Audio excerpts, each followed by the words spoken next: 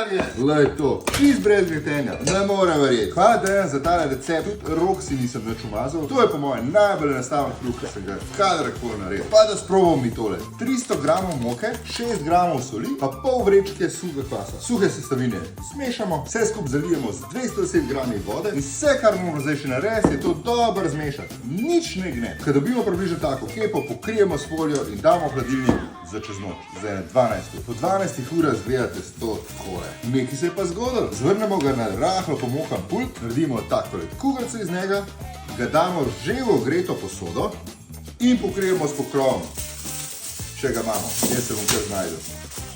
Na 220 stopinj za 20. Po 10 minutah folijo odkrijemo, pa pustimo še dobrih 10 minut. Ali ne morem verjeti, ratanje! Tle nisem imel po moje 5 minut dela, pa da vidimo, kaj je na sredini.